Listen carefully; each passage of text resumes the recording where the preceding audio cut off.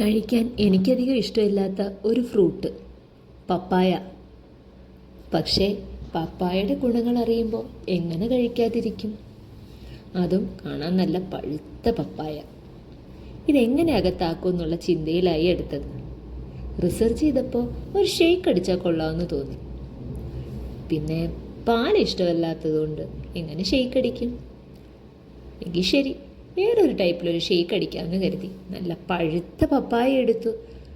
നല്ല കുറുക്കിയ തേങ്ങാപ്പാൽ, ഒരല്പം വെള്ളം, പിന്നെ ഫ്ലേവറിനായിട്ട് കുറച്ച് ഏലക്കാപ്പൊടി. താല്പര്യമുണ്ടെങ്കിൽ ഈത്തപ്പഴം ഇടാം. പക്ഷേ പപ്പായ നല്ല പഴുത്തതാണ്, മധുരം അല്ലെങ്കിലും കാണും. ഇതെല്ലാം കൂടി നന്നായി അടിക്കുക, ഒരു ബൗളിലേക്ക് മാറ്റുക. ഇഷ്ടമുള്ള ഫ്രൂട്ട്സ് വെച്ച് അലങ്കരിക്കുക.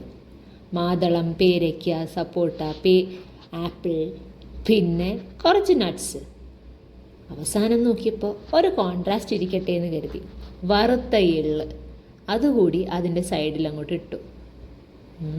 കാണാൻ നല്ലൊരു ഭംഗിയൊക്കെയുണ്ട്. കഴിക്കാനും അത്രയും തന്നെ നല്ല ടേസ്റ്റായിരുന്നു. നിങ്ങളെല്ലാവരും ഒന്ന് ട്രൈ ചെയ്ത് നോക്കണം.